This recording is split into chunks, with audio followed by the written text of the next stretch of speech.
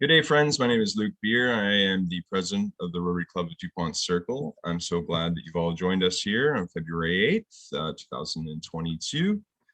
We have a wicked performance and presentation coming ahead from Seth, and I'm super glad to see my colleagues here. We always start our Rotary Club meetings with our mission statement, which I'm going to read right now.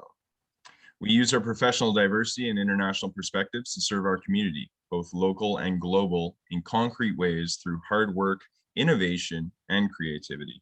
The synergy of the club lets us have a higher impact on the world than possible as individuals, while enriching us through fellowship. At this point too, we normally have a toast, and I forgot to assign someone to toast. Is there anyone out there that's got something toast worthy tonight?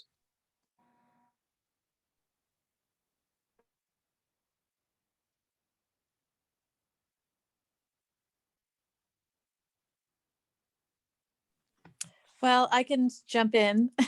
Sure. I'll even be brave enough to show my very tired face right now.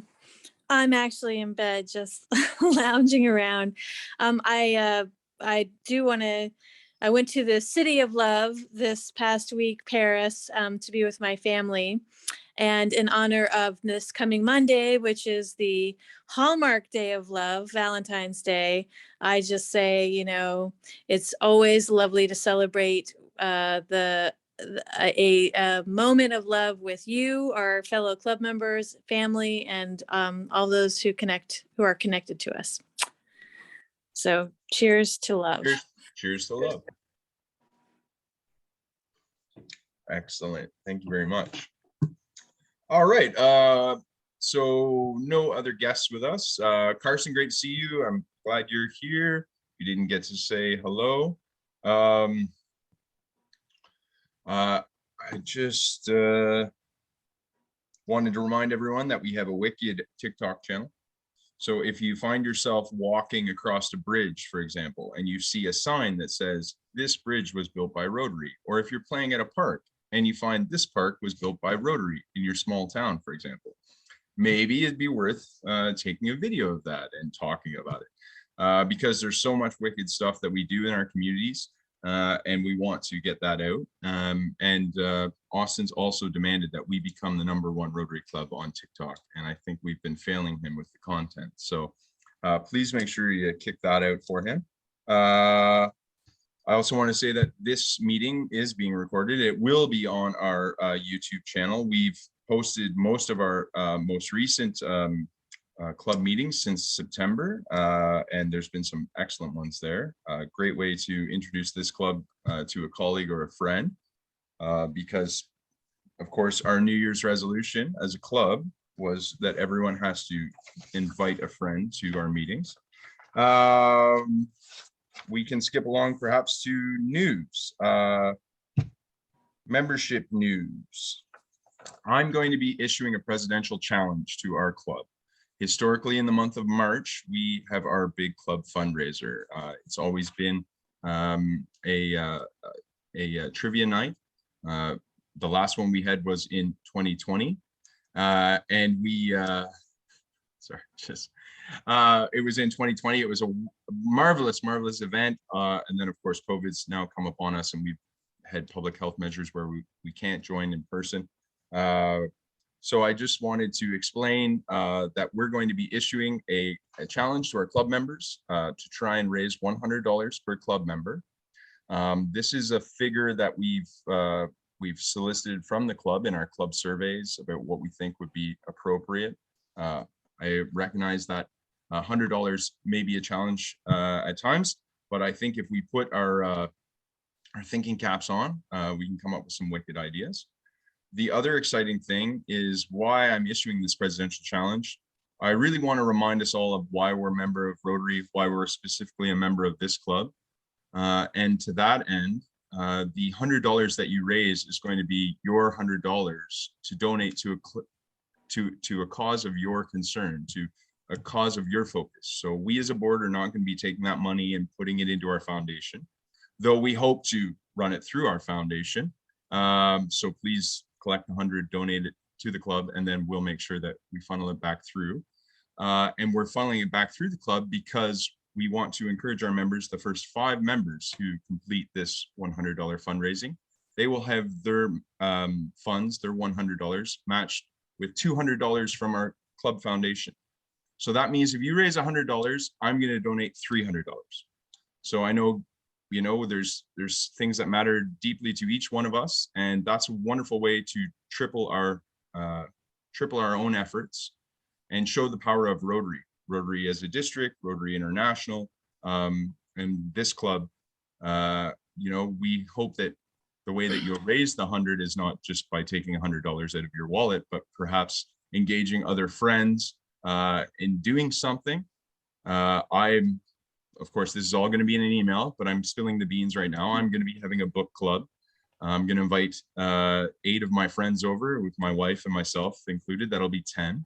We're going to encourage everyone to bring 1 used book and $10 for their donation to be a member of the book club. Those $10 will amount to $100, and we're going to have like a white elephant book exchange. This is something I used to do in Kabul. It's a lot of fun. And you get to leave the party with a new book, and also knowing that your $10 went to a cause of importance. I'm looking to donate my $100 to a district effort, which we'll hear about next week in our club meeting. And that is to support our refugee colleagues coming into Northern Virginia and in the district. And they're working on an Afghan mathematics after school program. So a lot of my friends are concerned about that situation and the people who are making a new home here in DC. And so that's where I'd like my money to go to. I should also explain with the caveat that our board members are not going to be enjoying the tripling of funds. And if after 5 members, there's additional people that raise $100, we're going to double that. So we'll match $100 to $100. So your 100 becomes 200. And thus, yeah, enjoying the power of compounding interest of Rotary, call it.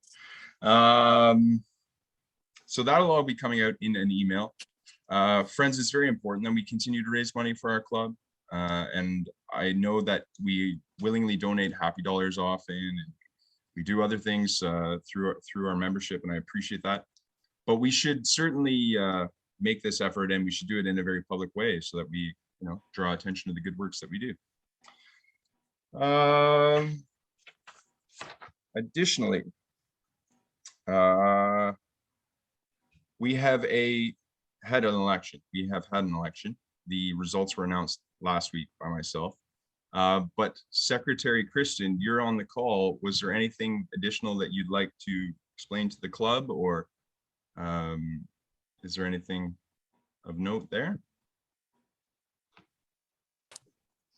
Well, given that there wasn't many competitors, you know, I think that the outcomes were predictable, except for the president nominee write-in, which would be for the 2023-24 year, if I've got that right. Do I have that right? Yeah. So there were 2 names, but I don't think that we've had a chance to tell them and, you know, see if they really want to be part of a runoff or part of the election process. But we will maybe get back to you on that. Over. Okay. All right. Okay. Thank you. I appreciate that. And then additional club news. Is there any additional club news? Well, I guess this is Kristen again. I will say that you all, those of you who attended last week, which wasn't me, got to meet Catherine Doyle, our Global Grant Scholar. So we've nominated her, and the application is in, and Luke wrote a very wonderful endorsement following that meeting. So I look forward to hearing any of your other reactions to meeting her, but I just want to let you know that the club's endorsement is done. Over. Outstanding. Yeah, that was a great presentation. Today, just on the NPR, I was listening to them talk about how wastewater and stormwater drains are built for the storms of the 1950s and 60s. And now with increased precipitation due to climate change, we're actually building infrastructure that's already out of date. So certainly what she was conversing and talking about, a once in a lifetime opportunity to make adjustments. That was very poignant and topical. Excellent. Ms. Mandy, do you have any news from the district?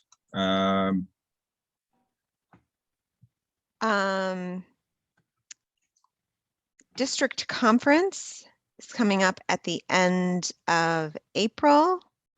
It will be April 28th to May 1st. It will be at Turf Valley Resort in Ellicott City, and there is lodging available.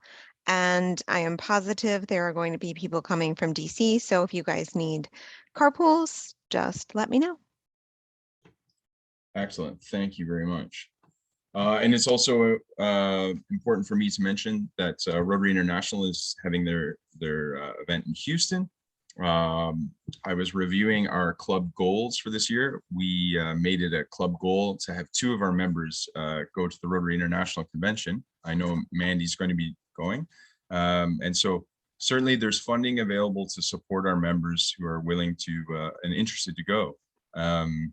Many of us have already attended Rotary International Conventions, whether it was in Georgia, Toronto, elsewhere. It's absolutely wonderful experience, and you'll be a Rotarian for life once you witness that big tent of excitement. Past that, I should also say that there's a Women Empowering Rotary event that DG Gita is organizing for Sunday, March 13th. That email has been sent around, but if you need more information, it'll be in the district newsletter and/or an email that I received just a couple of days ago as well. So check your emails for that. And I also wanted to say that when I was scanning through our district, our strategic goals review, I was actually pleasantly surprised. We're making good progress. I really appreciate the work that Monique did on our membership fireside chat 2 weeks ago. That was spectacular. We have another open date coming up in March, the fifth Tuesday in March. We're looking to probably organize an open house at that time to see if we can cajole more members, whether that's going to be in person or online is yet to be determined, but certainly keep that on your calendars, the 5th Tuesday in March. I also, though I don't believe any of our members attended the MLK Day Cleanup at by Anacostia River Keepers. I saw their media today, and the rain date cleanup which they did was remarkable, including a ridiculous amount of tires, 178 tires, 344 pounds of single-use plastic bottles, 1,167 pounds of glass bottles, and over 200 volunteers. So looks like they had a wonderful day, and I'm sure we'll hear more about that activity in May when Trey comes back to talk to us. Excellent. Next week, Anthony Bloom will be speaking to us. He is the district chair for basic education and also the president-elect for Rotary Club of Washington Global. Anthony and I had an excellent conversation about his activities and what they're doing to support Afghan migrants, as I butchered earlier. And he will be here to talk with us next week. Past that, anything else, friends?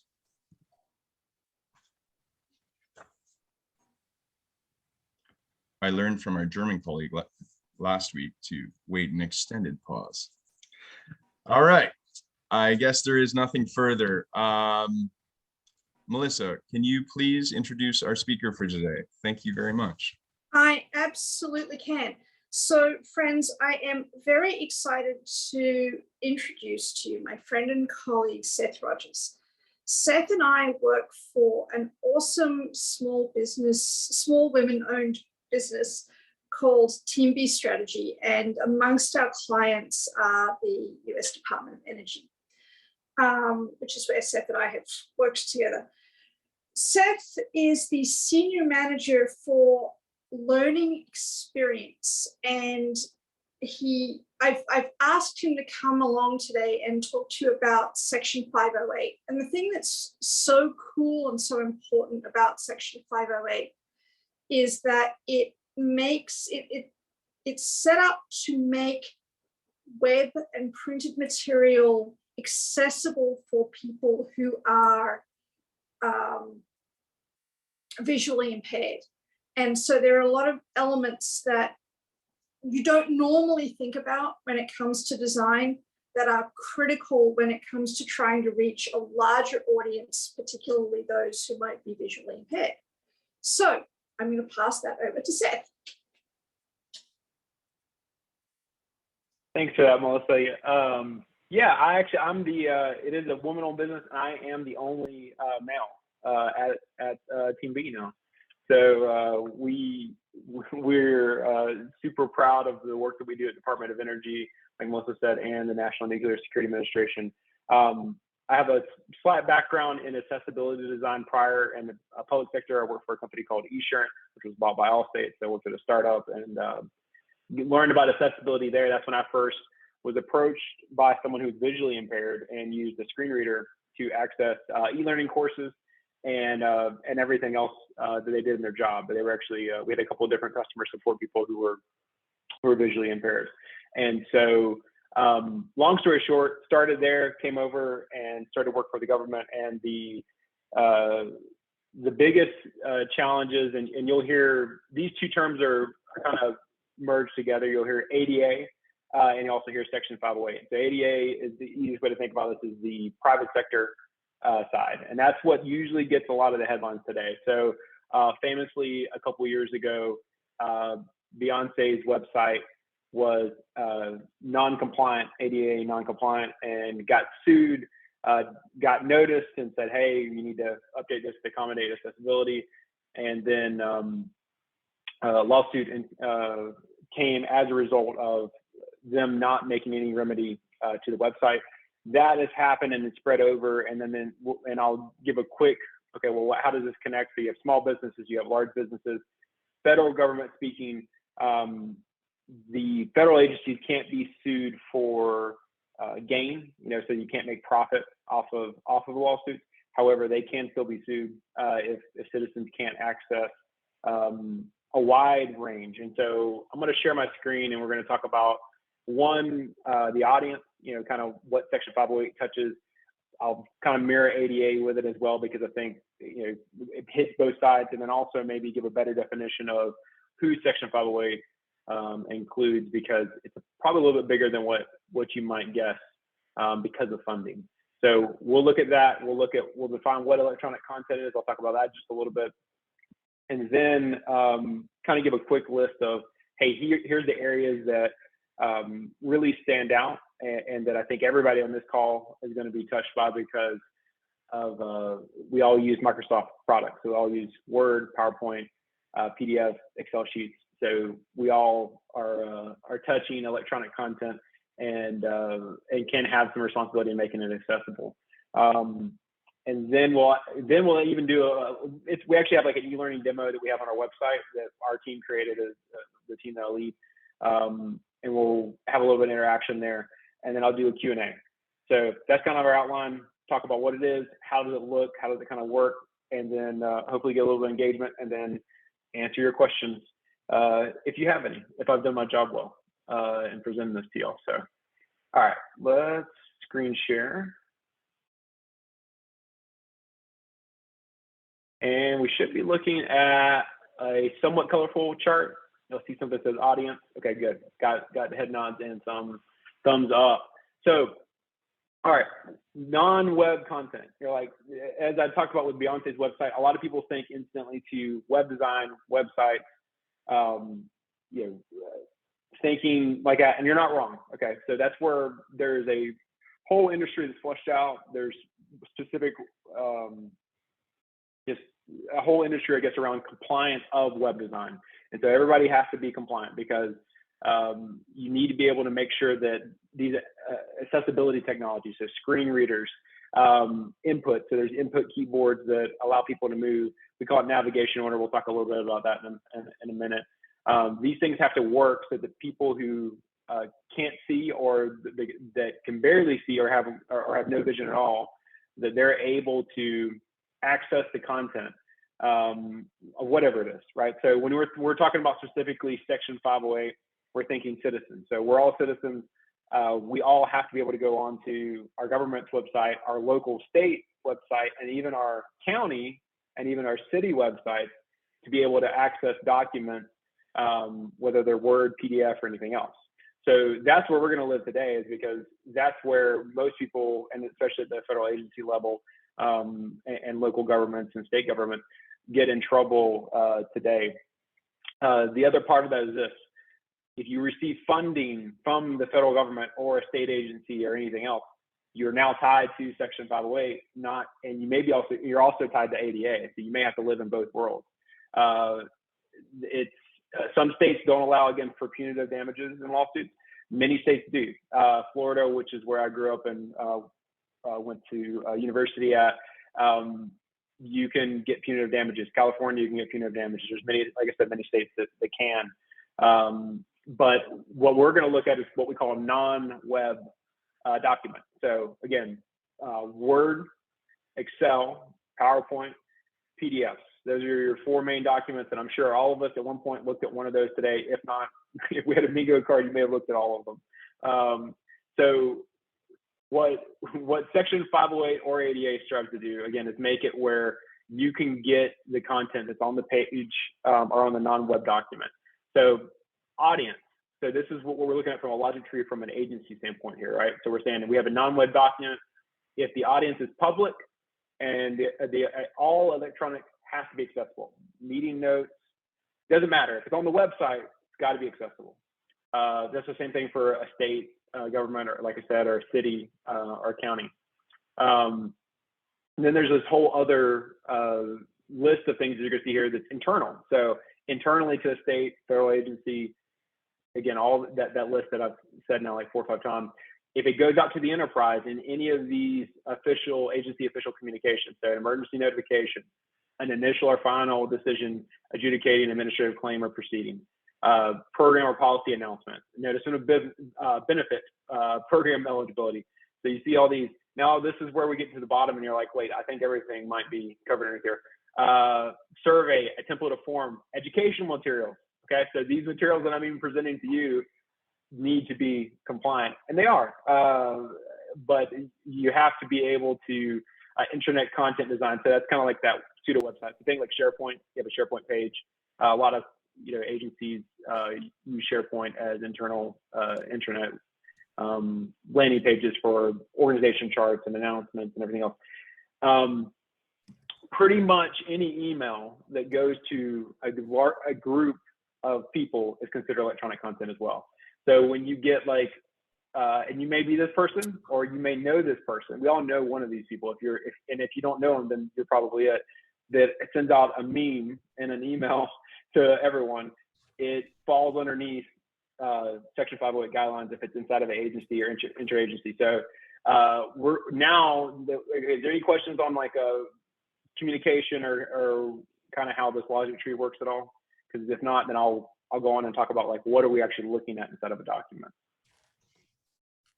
I was just wondering about like the history of Section 508. I know that as a society, we are more reactive than we are otherwise. So I was thinking that perhaps there was a time and place or an incident or a court case that led to Section 508. And I was just wondering if you could give us a date stamp for that. Great question. Yeah, and I probably should have started there. It can be a bit lengthy, so I'll do like the Cliff Notes version. It initially started with, as you can imagine, physical. There's another section that covers physical buildings, and so it originally came out of accessibility for buildings. So think like on ramps and converting elevators and the ability to get a wheelchair or someone that has walking impediment, being able to access a building itself. So that's where the heart of the accessibility started. And then obviously as the web, Web 1.0 came on, you started getting like, hey, we kind of need some standards here. And these standards are actually powered by the worldwide consortium, so the WC3. And so they set the kind of internet standards for everything. Maybe doing a terrible like quick definition of them, but basically they empower this. They set out what you call a WCAG 2.0 guidelines. These guidelines are the same no matter whether it's ADA or Section 508, it's the same guidelines. And these guidelines say like, hey, you have to have, which is what we're gonna look at, certain color contrast ratio. Hey, it's best recommended that you do this. So some of them are recommendations. They have different, currently how it's set up, an A level, a AA, and a AAA. And these accessibility levels tell you how compliant basically you are. It's kind of like a lot of it is yes or no. Is it this or is it not this? And then there are some aspects that we're going to look at quickly that have a lot of gray area. And so then it's like, well, what's the best way to make this? Another focus of ADA, just on the history of that, is coming up for that, is ADA focuses on allowing you to try to remediate. So the goal there is that you're trying to do things, you're in the process of doing it. Section 508, it has to be done. So federal agencies, you got to have it. Private businesses, hey, there's time to work on it, right? Like, hey, we'll work on progress. We're going to make the best reasonable accommodation that we can and try to move it forward. So a lot of litigation on that side, but that's where it rose out of, was litigation, fair use, being able to get accessibility. And that's, you know, a lot of it as a designer, if anybody does graphics or designs documents or does anything else, it can feel like a burden. There's no doubt about that, because there's a lot of stuff. There's a lot of stuff, and especially you haven't done it and you've been a designer for a long time. Like, oh my gosh, what Pandora's box did I open where I have to, like, you kind of logic through here. But what we're going to look at is 6 kind of core principles that we look at and what we train and what we teach people and make aware of. And then this is something that we'll be able to, anybody would be able to unpack, whether it's ADA or Section 508, and put into practice.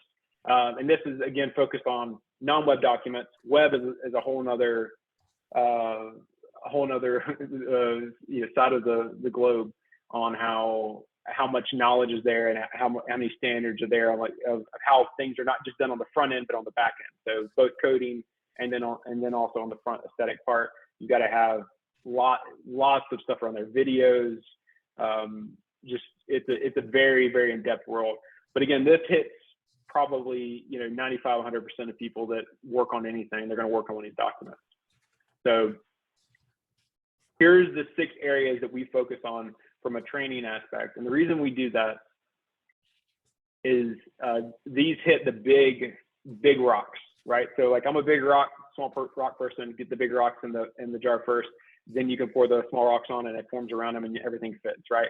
Do it the opposite way, you have big rocks overflowing outside of it. So we can get these big things done. We're looking at, you know, 6 different things here. We can get these 6 things done. Most of your accessibility issues are going to disappear. So I'm going to just touch on these briefly. And then, like I said, after this, I'm going to pull up a little demo that we have.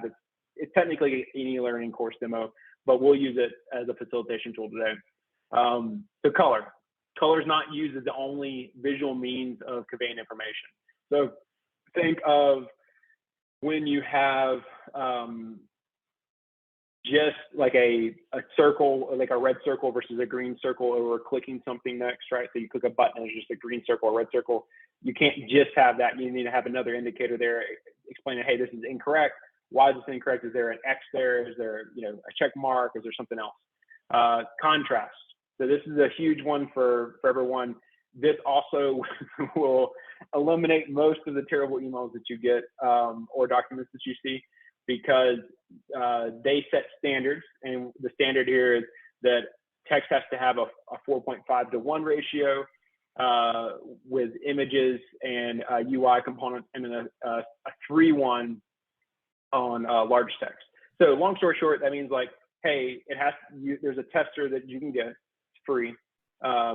And you can test your document colors. So is this font color okay on white? Is it okay on black? And you can say, yes, it is. No, it's not. Images, a little bit trickier. And then you can get into some even trickier stuff. So simple logic application gets a little bit more tedious, or can be tedious. And we'll see that in an example. Navigation order. This exists. You probably haven't seen it, or if you're not familiar with this, but all the Microsoft tools have it. PowerPoint, PDFs have it as well. And what navigation order is simply is the ability to either have a accessibility technology component that plugs in your computer, or a tab, like a tab key on your button. And what it does is it will move through the document and read that. So if you have a screen reader, JAWS is the most common screen reader. I think it has about 70% of the market share. And there's some free ones. There's lots of other ones that you can get as well. But it will read what's on the document. So in this instance, if I was on this document, I was tabbing through it, it would tab and hit color, then it would hit tab again, it would hit that paragraph underneath it, and it would read it all audibly from the computer to me. So you have to set that order, right? Because if this order isn't set, it goes all over the screen. And it wouldn't make sense if we had a color header and then it went to the links or URL purpose paragraph, right? That's not what you would want someone who can't see the document or can barely see, right? It has a low contrast ratio. Links and URLs, same thing as when we think about here saying purpose. So this kind of contradicts a little bit on cybersecurity. So if you have any cybersecurity people or people who are up on it, you want the link to say what it is. So you don't want to say meeting notes for the Rotary club, and then there's a URL with this thing. You would say, hey, this is this week's meeting notes, blah blah blah, and then you hyperlink that text, not have the separate URL, because what a screen reader will do, it'll read character by character that whole URL. So imagine, even looking at your Zoom URL up in the bar, if it had to read all that out to you. Alternate text. This is another big one, is all the images. So we think about the emails that you get, right? I was talking about the memes. Those have to have alternate text.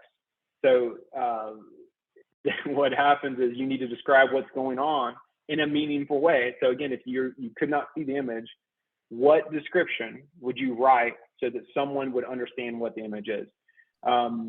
It's again, pretty straightforward here, but when you actually apply that rule in practice, it can get a little tedious, because you don't want to double repeat something. If something has a caption, okay, so all right, you have to make sure that your alternate text matches what the image is versus having a caption that just repeats the same thing. Because again, like, it's just going to read it too. It's going to tab to navigate to the image, tell them what's going on, and then read the caption as well.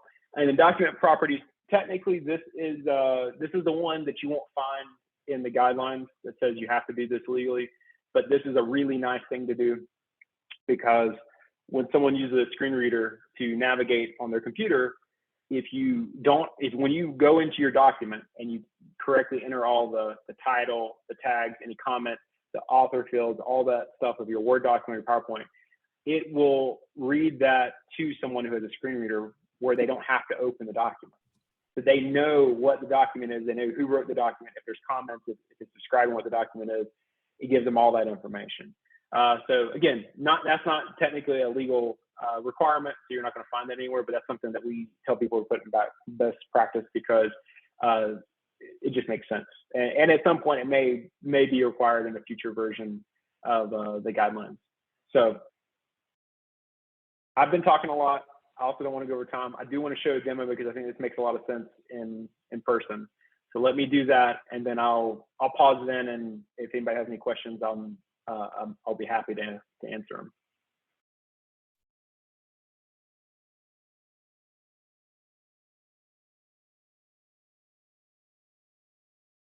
Okay. So one of the things we do is, I believe I'm a training person, I'm a learning person, right? So we always believe in doing learning experiences. So I want to put you in situations so you can make decisions, practice them, and then go apply them out in your real life. So this is one of the challenges that we do in our e-learning courses, is just abbreviated demo of a very big course that we offer. But we made up all of our own fake agencies. My favorite is, we have a US video games agency that we made up to contrast it. But what we do is we put you in a situation where you have to guess how many potential accessibility issues there are. So everybody can see this mocked up Word document here. Anybody have any guess? Any brave souls? Give me a number on how many accessibility issues they think are possible with this document.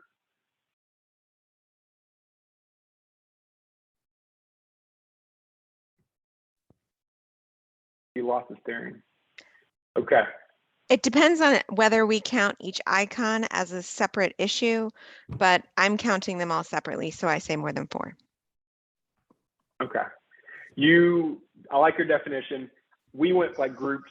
So like we went with like groupings of like, hey, if it's all color contrast. But if we click 4 here, it'll say no, but I get where you're going, because we're going to highlight that contrast. So we have we have color contrast. So enterprise report and this text, those font colors don't match on the document itself. And then use of color, which is what you were talking about. So this again would fail because it's the only indicator and it's using color and it doesn't meet color contrast. So it's kind of a combo there.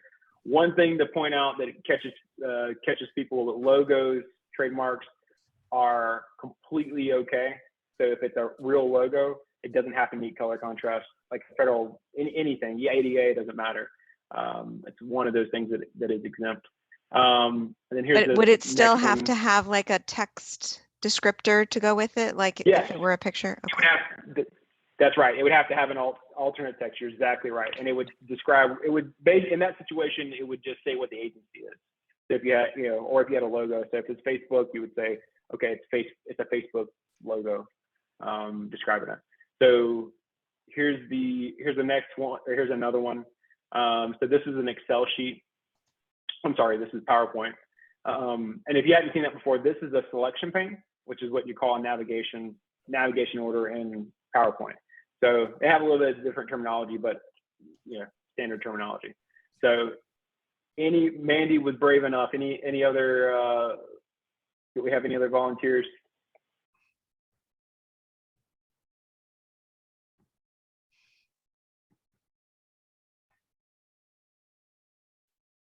I'm sorry, Seth, could you 2-year-old explain again just for a second what it is that we're looking for in this particular slide? How many potential accessibility issues can you identify? So what's your guess on how many accessibility issues? I have a 2-year-old and a 4-year-old, so I have lots of patience. And also this is an exciting Tuesday night for me, so.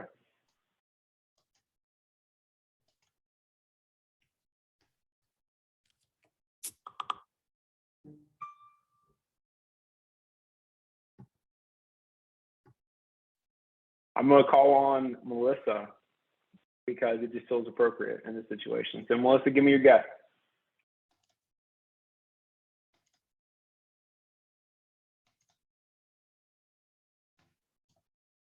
I want to guess, Seth. It's Kate. Okay, go right ahead. I'm going to guess 3. Sorry, I was muted, but I also said 3. So go team B. Go team B. All right, there we go. That's right. So here we're going to hit 3 other ones. This is why I chose, we tried to choose a demo to hit a lot of different topics, right? So focus order. So this is that navigation order over here, the selection pane. So if we're looking at this, again, like you have to think generality, right? So we're trying to cover a lot of things, but these things would be out of order. So key insight is second. We have a views chart, we have a social media logo, and then we have a slide number placeholder. And so what we would typically want on this that would make a lot more sense, especially here, is we would do the social media services logo. We would second, we would do the page number probably first, and then we would hit the key insight maybe next, and then the chart. So again, think about where you would want what content to come to a person if they can't see the page. So what would you want them to read in the order that would make logical sense to you? Link purpose. So we were talking about this a while ago. This is a very long link here. So the key insight, this chart shows dance and music videos that are very popular on social media platforms, and it has a long URL. So what we would do is highlight probably dance music videos would be the URL. And so what the screen reader would do is say, hey, do you want to activate this URL whenever it was reading out? This is the URL that you can hit, and then it would launch that website versus having something out. Again, the reason that contrasts cybersecurity is because we're always told, show the URL as the URL is in a document or on a web page. Accessibility says, no, we don't we don't want to do that. So you have a little, there's some choices there you have to make. And then last one here is the keyboard, or I'm sorry, the tab order here. So tab order is not complete. So we're missing this whole paragraph here, and because it's marked decorative. So this is something we haven't talked about, but one of the options you have with documents in general is that if something is not necessary, you can mark them as decorative. So you have background shapes, or maybe you have an image that doesn't actually add anything, it's purely aesthetic. You can mark it as decorative in PDF, PowerPoint, Word, and Excel. And what a screen reader will do is if it's marked decorative, it won't read it at all. It just pretends like it's not there at all, doesn't read anything to someone that's using it. So there we Hey, go. Seth, I have a question. How, and this is probably something I should have asked you before this, but hey, since I have you captive, what is the happy medium between the cybersecurity requirements and the Section 508 requirements for things like images, URLs, et cetera, et cetera? Yeah, I think the only tricky part you get into is probably the URL that we were talking about, because you're trying to show the URL it's separate. So sometimes what we'll do in PowerPoint, it's not as easy in other documents. We might actually link it correctly, show that, and then actually have a separate text box that will have the full URL that is linkable, hyperlink as well. And then that way, and then we'll make that as decorative. So when someone hits the screen reader, it'll read the one we want it to read and activate the link.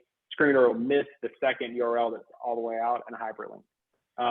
That's one of the techniques that you can use to kind of do that happy medium.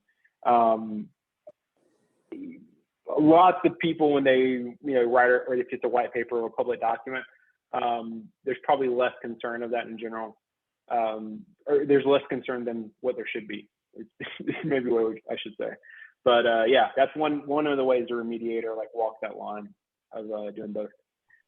And then I think we have another question. Yeah, Guillermo, do you have your hand raised? Yes, I do, and I lost how to lower it, but I did have a question. So, as you were going through the screens, it struck me how much work this actually entails, right? Like positioning every element, describing all of the graphics. So when you work with clients, who's usually responsible for all of this work? Who's actually accountable? Like, is it like the document creator? Is there a dedicated team who is, on the hook for revising like the massive amounts of documents that gets produced by, what you were saying, a single agency, right? Like who does this? Like how, like, there's a lot. That's a great question. So I'll take one bite at a time on that. So we have, to be honest, it's not all done. Okay, so the easiest answer to say is like, there's no agency that you're going to walk in and they're going to receive a perfect audit because they're working through it. Just like no business, you're going to work through and find a perfect audit. What we find the bottleneck point is that agencies are mandated to have Section 508 programmed at every agency. There's very little funding to do that, so there's not massive amounts of teams. So they usually, like in many instances, have people who will wear many hats in different program offices of an agency, and they'll be the Section 508 coordinator for that program office. And then there's an overall agency program coordinator that is supposed to help give them support and guidance and do everything else, which sounds wonderful, but doesn't happen in my experience at least. And so what happens is then it falls onto communications teams, depending on the program office and how strong their branding.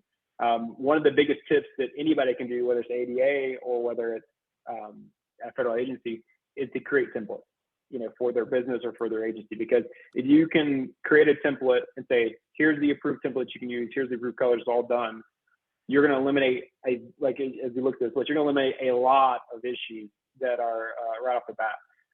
Also, you will get rid of like Comic Sans and Papyrus, which I just can't look at those fonts for me personally. So I think that's the other thing that it does, is it creates some uniformity, which also makes the comms team happy, right? And it makes the organization look possibly a little bit more professional, right? If there's a standard for stuff. So what we find is those program coordinators do that. The comms team become a bottleneck because they're producing a lot of documents for external use or for even internal use. So a lot of times they're kind of like the gatekeeper to kick it back to the original document owner. I can say from our perspective, the NNSA, where we, on DOE that we mainly work with, they have adopted a model where it's the document creator, it's their responsibility to make sure that it's formatted correctly. And then, so it gets to a certain point, if it's not right, then they get submitted back and say, hey, you've got to fix these issues. You know, we did an audit of it.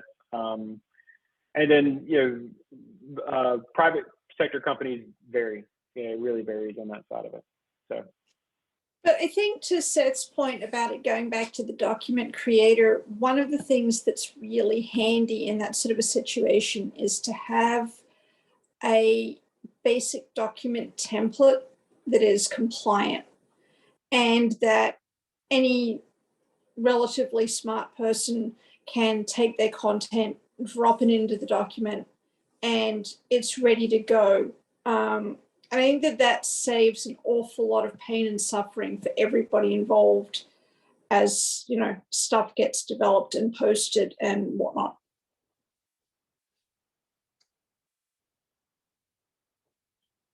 That's right. Yeah, thank you for the answer. It sounds like a tricky It's mind-blowing to solve. Yeah. Yeah, it's a lot. It's a lot. If you've never even heard of it or anything, you're drinking from a fire hydrant, you know. So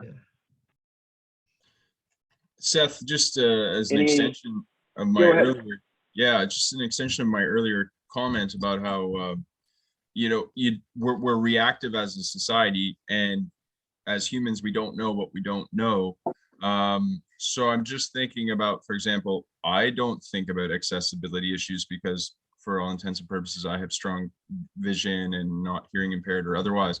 And I'm just thinking about like your auditing team, for example, like, do they literally have someone who's visually impaired looking for these things? Like, it's almost like test driving an activity, you know what I mean? I'm just, how do you do that? Yeah, they have, there's two different things. One, they do have documents. There are, if you can imagine, there's a whole world of this where there are companies that come in and will provide document remediation. The problem with most of them is it still requires some hands-on, right? So you can get a large percentage, so you have 10,000 documents. All right, you can go through, especially Word documents, it's a lot easier, right? I mean, if there's images, that's where it gets tricky. But if it's just text, pretty good on a lot of it, especially if you're using some type of standard template or you haven't messed with anything. From an auditing standpoint, though, that's literally what it is. They come in and they examine and say, hey, give us, you know, we're going to look at these. We're going to look at your servers and we're going to look through your documents, and they're just going to start pulling things and asking questions. There are certain exemptions. So like, as you can imagine from a federal agency, classified systems, you know, things that not people have, you know, a lot of people don't have access to, you can get exemptions to that. They're difficult though. Not as easy as what you would think. You're saying, hey, I got this thing that no one even sees. Do I have to have this or not? The answer is probably not, but if you want to go through the effort, you got to fill out the paperwork, got to get submitted, got to get approved, and, you know, do everything else. So a lot of times it's just easier just to make it, you know, accessible, as Melissa said, with templates. But yeah, that's what they do. They go and pull documents to see what's going on. Your working documents are not required by this. Documents, like, this is another common question, is so if we were working on a document together, so say we had this group together and we're working on putting ideas into a Word document or something, that would not be required to be compliant, right? We're not sending that out. That's not going out. It doesn't fall in one of the buckets that I showed you earlier. If we were turning that into a presentation that we were going to share with a larger team or people were required to read, that's when the trigger is for the 508 to make sure that if we're sending it you know, internally, that we would need to review it at that time to make sure that everyone could can make it accessible. The other thing is, and this is a big thing you're talking about, the society part, is the nature of accessibility is to, in fact, help people access the content. Most people that I run into that are a part of, a part of like the visually impaired, and that's an easier one to talk about because you can imagine the difficulty you have when you're trying to access stuff. They are very helpful in wanting, they want you to succeed. They are not there saying, hey, this is terrible. Why would you do this? Like, why would Mandy create this thing? You're like, they're not, that's not their attitude. Their attitude is, hey, this is a little off because I'm not getting this in this. Have you checked this? So most of the people that I've encountered, private sector and public, it's a rising tide lifts all boats, right? And so it's a team effort to get something done.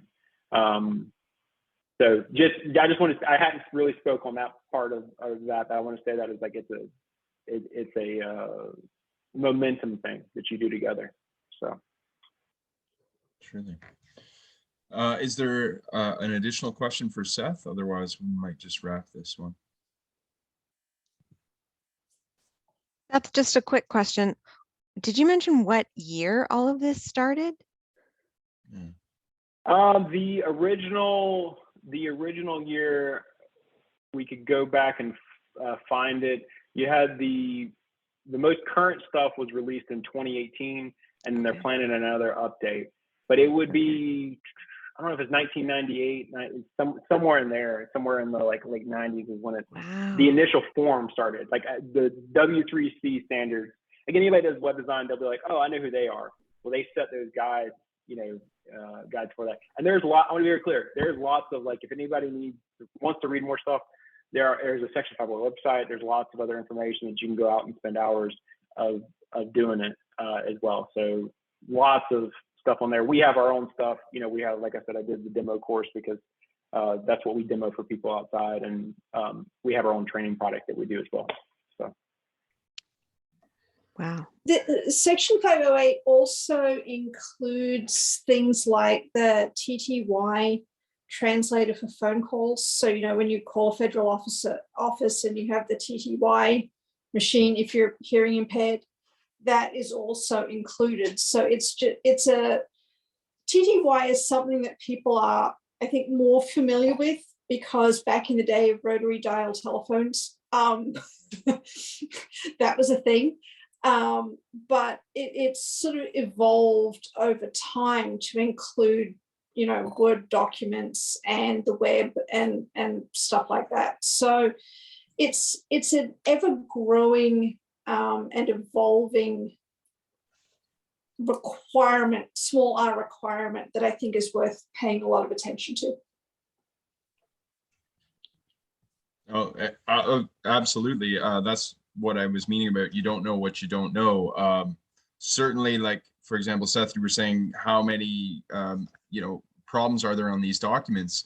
I was thinking a wonderful way for us to witness that would maybe to be like to hear these functions, I suppose, as Guillermo just said, I'm ashamed that I've never seen these functions. I've never seen these functions because I can read the documents. I don't have a vision impairment. So I was just thinking maybe in a presentation later, you could show your audience like what it sounds like for someone who's visually impaired to hear the audio readout or something, and they might notice the skipping of content.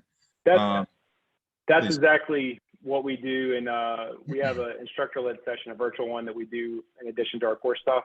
And so we walk people through that and say, hey, we're going to pull out the screen reader. We're going to show you this document and go through it. And then what we teach people to do in our e-learning course and then even in instructor stuff is how to remediate. So first we say, hey, here's all the problems. First behavior we want to have is identify the problem. Second behavior we want to do is how do we remediate this thing? So lots of ways to remediate. Remove an image, change something, change a color, font, right? Hundreds of ways you can do something. What's the most efficient and fastest way? Because if you're going to run into these things, but that's exactly, put people immersive, and then it opens your eyes to something you didn't know, was there. And one thing else to point out, this is electronic content. If it's print, it doesn't matter. So print has none of these rules. I just want to be, sometimes people think, okay, well, does this apply to like posters, or if it's, so like, even if we did a printed paper, but it was never going to be distributed electronically, technically don't have to have that section 508 because it's always going to be, and again, that's internal. If it's public, it should be accessible. But internally, if you're going to just have something distributed, it doesn't matter if it's print material only.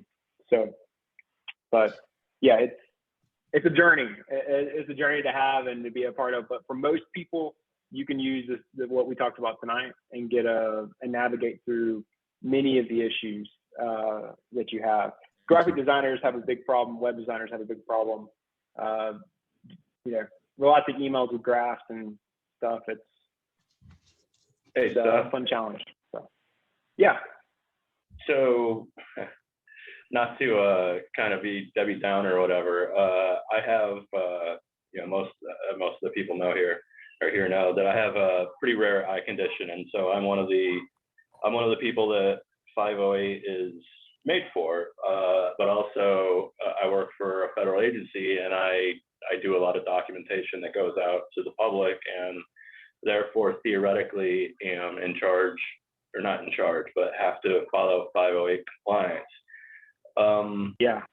What percentage of government documents, websites, etc., would you say are 508 compliant? Oof, that's a good question. I would say all the main federal agencies are, most of those are compliant. You're not gonna run into like a federal website that's not compliant, but you will probably find a lot of PDF and Word documents that are not. You'll get on the website, you'll go, oh, let me get to this, and it's like, here's a meeting update, and it's a PDF. You open that thing's probably not had the nav order set on it. The color contrast maybe not done right. That's unfortunately pretty common. Now the website itself will be fine.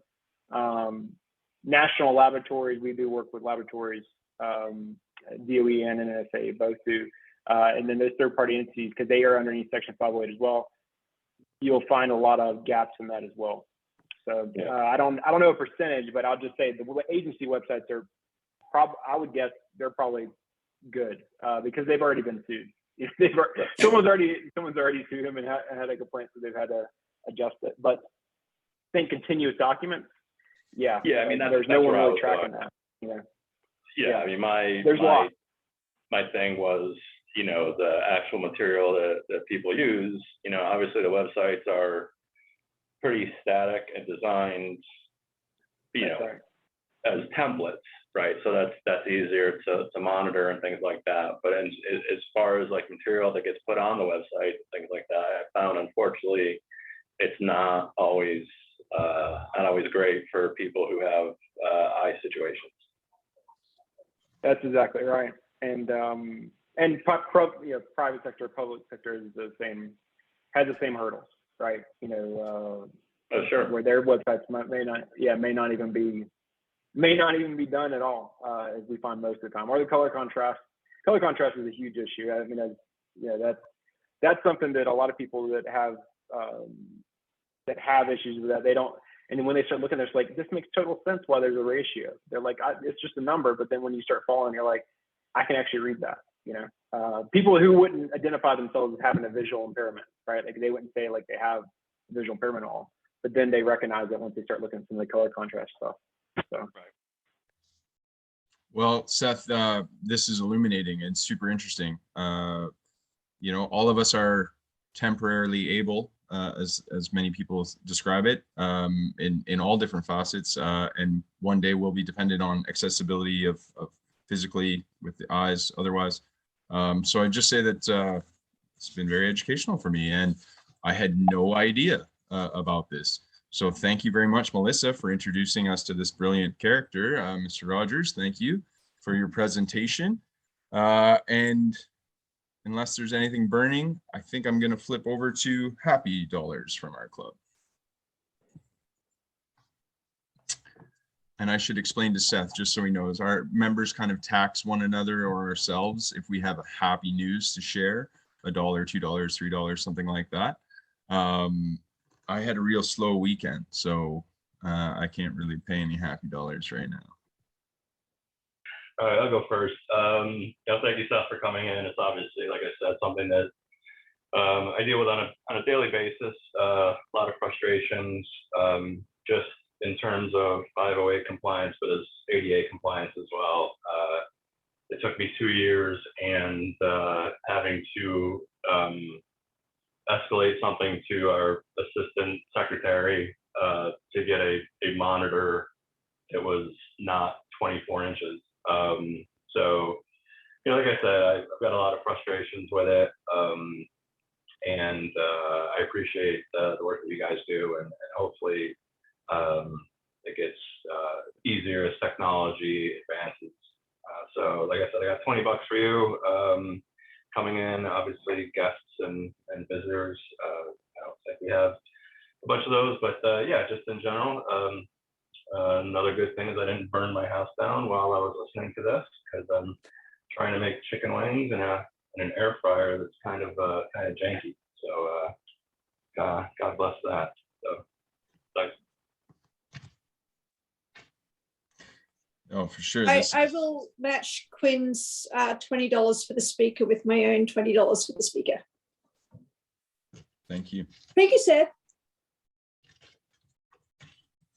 I do love a good Happy Dollars chain, so I'll jump on the $20 bandwagon. Thank you, Seth, for coming and talking to us tonight. And feel free to come join us anytime you would like to have more fun plans on a Tuesday night. We have many members with toddler children, including our president, Luke. So they're welcome to join you on the call. I promise we will try and watch our language. No promises on the actually watching. Thank you.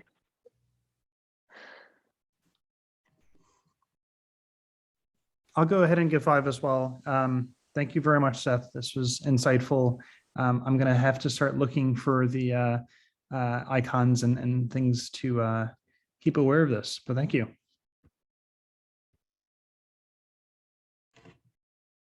Great to see you, Phil. And again, Seth, I think I'm going to round this out then. This was marvelous, really, really interesting. I appreciate that. And as Melissa said in her email about your topic, I was completely confused, and she reminded me just how important this is for all public businesses. And also I'm thinking of like Rotary International, for example. We want to be the big tent that includes everyone, and we want to be taught by people, all of our members, about how we can be more accessible for everyone. So this is illuminating, to say the least. So thank you very much. Well, friends, we're at 5:07 here, so we better say the 4-way test. I threw away my paper document, and I won't confuse anyone.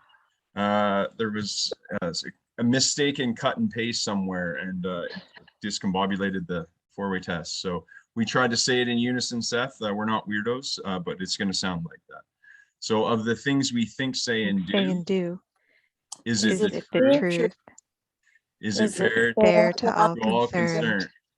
Will it build goodwill and better friendships? Will it be beneficial to all concerned? Thank you very much, friends. Wicked, yeah. And do you come to the Capitol at all, Seth, or are you hanging out down South Carolina way?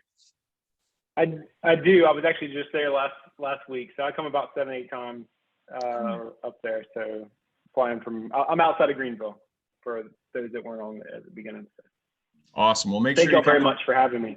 Come by on a Tuesday night once we're back in person. So thank you very much.